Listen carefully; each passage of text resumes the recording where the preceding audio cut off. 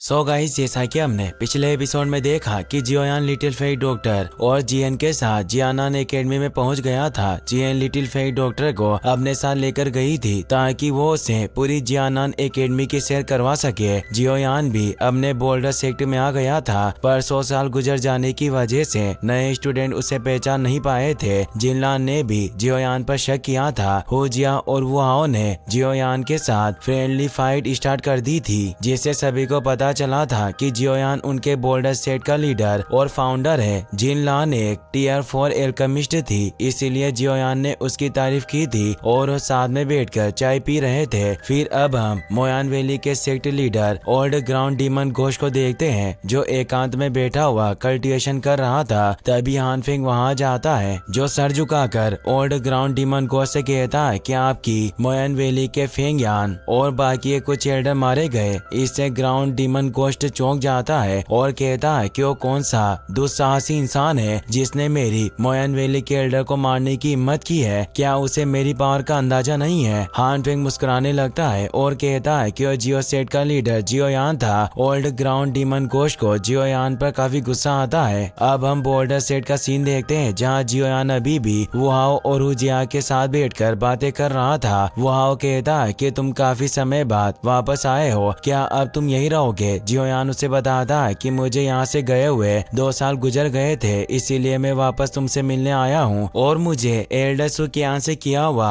वादा भी निभाना था और ब्लेजिंग स्काई की रिफाइनिंग टावर में फॉलन आर्ट फ्लेम को डालकर उसे फिर से रिवाइव करना था। पर मैं यहाँ ज्यादा लंबे समय तक नहीं रुक पाऊंगा, क्योंकि मुझे कॉन्टिनेंट में नई हेवनली फ्लेम की खोज करने जाना है और अब हमें बातें करते हुए काफी वक्त गुजर गया है, इसीलिए अब मैं फर्स्ट एल्डर सुकियान के पास जाऊंगा। मुझे उससे कुछ बातचीत करनी है। यह कहकर वहाँ से चला जाता है। जिनलान हेवनली फ्लेम का नाम सुनकर काफी परेशान हो गई थी, क्योंकि वो जानती थी कि हेवनली फ्लेम कितनी भयानक होती है। पर फिर भी जियोयान पहले से ही 2 हेवनली फ्लेम को होल्ड करता है। जियोयान जब एल्डर सुकियान के पास जाता है तो उसकी बॉडी को चेक करते हैं और बताते हैं कि वास्तव में तुम्हें जहर दिया गया है। तुमने मुझे पहले इसके बारे में क्यों नहीं बताया? जियोयान बताता है कि कुछ समय पहले हमारी लड़ाई 10,000 स्कॉर्पियन गेट के लीडर जीबियान से हुई थी, जो एक फाइट एस्टर था। लिटिल फेई डॉक्टर ने उसे हरा दिया था, पर उसने अपनी सेल्फ डिस्ट्रक्ट एनर्जी से मुझ पर एक डेमोनिक पॉइजन स्पॉट छोड़ दिया, जिससे मैं कुछ ही वक्त में मर सकता था। पर लिटिल फेई डॉक्टर ने अपने पॉइजन सीलिंग मेथड की मदद से उस पॉइजन स्पॉट को सरप्रेस कर दिया। पर इस जहर का असर पूरी तरह से खत्म नहीं हुआ है और इसे पूरी तरह से रिजोल्व करने के लिए मुझे फाइट वेनरेट लेवल के पेटिशनर की जरूरत है, जो ही अपनी पावर से इस डेमोनिक स्पॉट को पूरी तरह से डिसोल्व यानी खत्म कर सकते हैं। एल्डर सुकियान थोड़े परेशान हो जाते हैं और बताते हैं कि हमारी जियानान एकेडमी के अंदर सिर्फ हेड मास्टर ही फाइट वेनरेट लेवल पर है। हेड मास्टर को दुनिया भर में यात्रा यानी ट्रेवल करने का काफी शौक है, इसीलिए वो सालों पहले ही वर्ल्ड ट्रेवल के लिए निकल चुके थे। अगर वो रेगुलरली हमें अपने बारे में न्यूज नहीं भेजते तो मुझे सचमुच उनकी बहुत चिंता होती कि कहीं उन्हें कुछ हो गया होगा।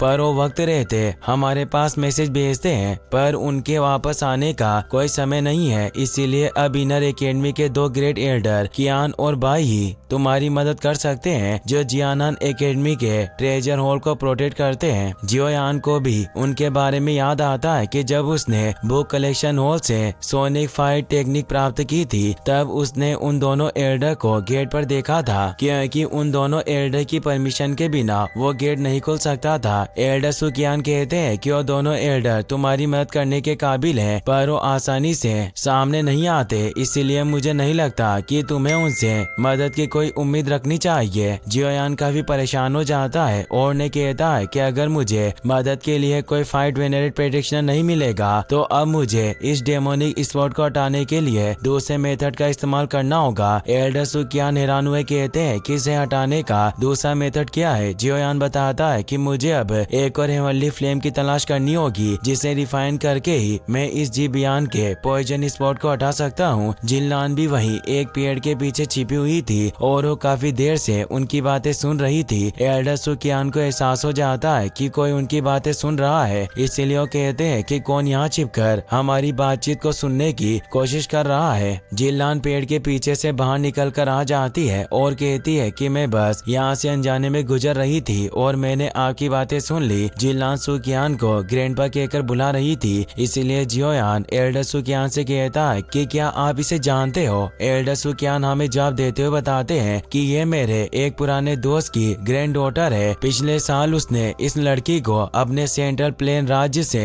यहाँ भेजा था और मुझसे रिक्वेस्ट की कि मैं कुछ समय तक इसका ख्याल रखूं।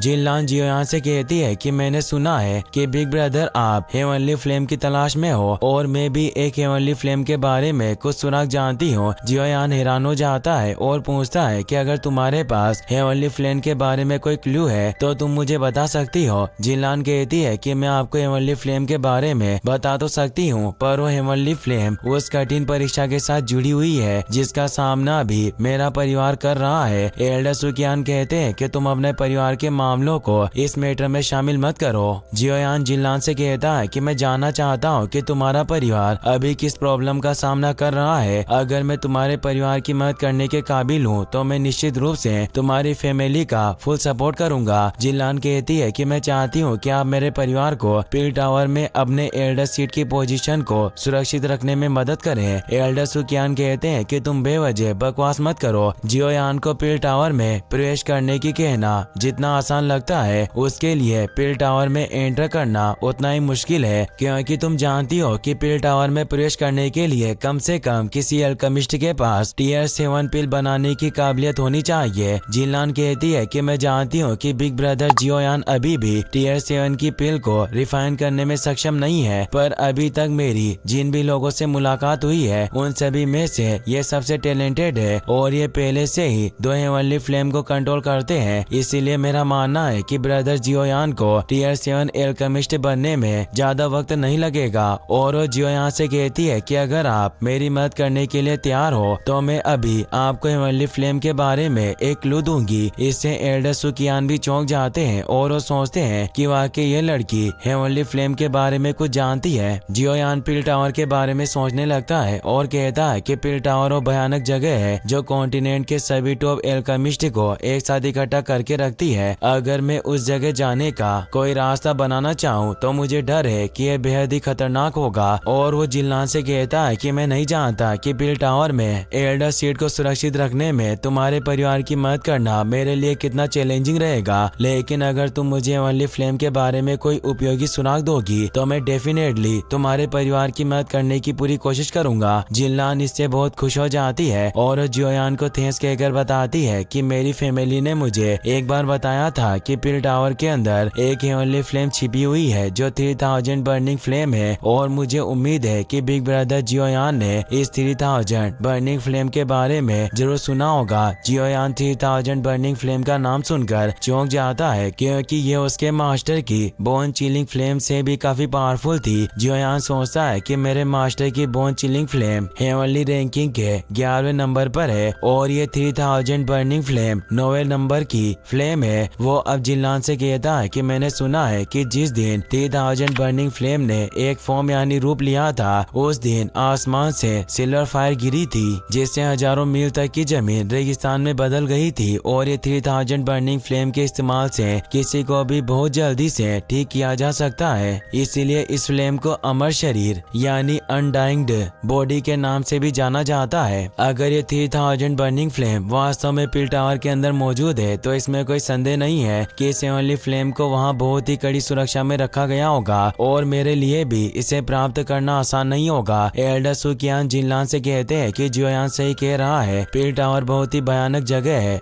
जहाँ बहुत ही पावरफुल लोगों का राज है। अगर इसने उस पिल को हासिल करने के लिए उनसे दुश्मनी भी मोल लेने की कोशिश की तो ये पिल टावर का अपमान करने की तरह होगा। इसीलिए जियोयान के लिए उस पिल को प्राप्त करना कोई बुद्धिमानी भरा कदम नहीं होगा। जिनलान कहती है कि मैं जानती हूँ कि 3000 बर्निंग फ्लेम को पिल टावर के अंदर कड़ी सुरक्षा में रखा गया है, पर आप दोनों भी ये बात जानते हो कि किसी पिल को बिना रिफाइन किए काबू करके रखना कितना डिफिकल्ट होता है। पिल टावर भले ही बहुत पावरफुल हो पर उनके लिए भी इस 3000 बर्निंग फ्लेम को काबू में रखना मुश्किल हो रहा है। और पिल टावर के लोगों ने भी अपने फायदे और नुकसान का आकलन करते हुए ये डिसाइड किया कि वो 3000 बर्निंग फ्लेम को रिफाइन करने की काबिलियत रखने वाले किसी एल्केमिस्ट का चयन करेंगे जो उस पिल को कैप्चर कर पाएगा। एल्डर सुकियान भी ये सुनकर चौंक जाते हैं और कहते हैं कि क्या वाकई पिल टावर के लोग इस हेवनली फ्लेम के लिए आउटसोर्सिंग करने का डिसाइड कर रहे हैं। जिनलान हमें जवाब देकर बताती है कि यह बात सच है, पर उस आउटसोर्सिंग पर भी बहुत से प्रतिबंध लगे हुए हैं और जितना मैं जानती हूँ उसके अनुसार 2 सालों के अंदर पिल टावर एल्केमिस्ट की सबसे बड़ी प्रभावशाली पिल गैदरिंग कंपटीशन का आयोजन करेगी। जियोयान भी यह सुनकर शॉक्ड रह जाता है और कहता है कि पिल गैदरिंग क्या है। एल्डर सुकियान बताते हैं कि पिल टावर की ये पिल गैदरिंग कंपटीशन डोक्यू कॉन्टिनेंट में पूरे जीवन में एक बार होने वाला एक ग्रेट इवेंट है, जिसमें तुम्हारे मास्टर याओ लाओ ने एक बार पार्टिसिपेट किया था। उन्होंने सबसे अच्छी पिल रिफाइन की थी, जिससे उन्होंने पिल गैदरिंग चैंपियन का खिताब भी हासिल किया था, जिस वजह से ही वो पूरे कॉन्टिनेंट में हर जगह फेमस हो गए थे। जियोयान सोचता है कि मुझे उम्मीद नहीं थी कि मास्टर ने पहले ही इस पिल गैदरिंग कंपटीशन में पहले ही भाग ले लिया होगा। वास्तव में मेरे मास्टर काफी महान थे। जिनलान बताती है कि अगर तुम इस पिल गैदरिंग कंपटीशन में भाग लो और अगर तुम इस पिल गैदरिंग रैंक में टॉप 10 में भी आ गए तो तुम्हें कई सारे बेशकीमती ट्रेजर के साथ साथ पिल टावर की 3000 बर्निंग फ्लेम को रिफाइन करने का एक मौका भी दिया जाएगा। जियोयान सुनकर खुश हो जाता है क्योंकि अगर उसने इस 3000 बर्निंग फ्लेम को प्राप्त कर लिया तो उसकी पावर काफी ज्यादा बढ़ जाएगी। साथ ही जीबियान का उसकी बॉडी पर लगाया हुआ पॉइजन मार्क को भी वो डिसॉल्व कर पाएगा। जियोयान अब जिनलान से कहता है कि तुमने मुझे इस हेवनली फ्लेम के बारे में जो क्लू दिया वो वाकई बहुत काम का है। वो इस क्लू के लिए उसे थैंक्स कहता है और बताता है कि मैं तुम्हारे परिवार की पिल टावर में एल्डर पोजीशन को सेव करने की अपनी पूरी कोशिश करूंगा। जिनलान भी इससे खुश होती है और वो कहती है कि बिग ब्रदर जियोयान, अगर तुम पिल टावर में जाना चाहते हो तो तुम्हें अभी मेरे परिवार से मिलने के लिए सेंट्रल प्लेन में जाना होगा, इसीलिए हम दोनों कब सेंट्रल प्लेन की तरफ रवाना होंगे। जियोयान कहता है कि तुम्हें कुछ वक्त तक इंतजार करना होगा। मुझे इनर एकेडमी के ब्लेजिंग स्काई की रिफाइनिंग टावर में फॉलन आर्ट फ्लेम को फिर से इग्नाइट करना है। एल्डर सुकियान इससे मुस्कुराने लगते हैं और सोचते हैं कि यह लड़का वाकई अपने वादे का बहुत पक्का है और इसमें जरा सी भी अपनी पावर का घमंड नहीं है। वो जियोयान से कहते हैं कि जल्दी रात होने वाली है और तुम काफी लंबे समय के बाद जियानान एकेडमी में आए हो, इसीलिए तुम्हें आज रात आराम कर लेना चाहिए। कल हम फॉलन आर्ट फ्लेम को ब्लेजिंग स्काई की रिफाइनिंग टावर में फिर से रिप्लेनिश करने पर चर्चा करेंगे। इसी के साथ ये एपिसोड यहीं पर खत्म हो जाता है। गाइस, अगर आपको वीडियो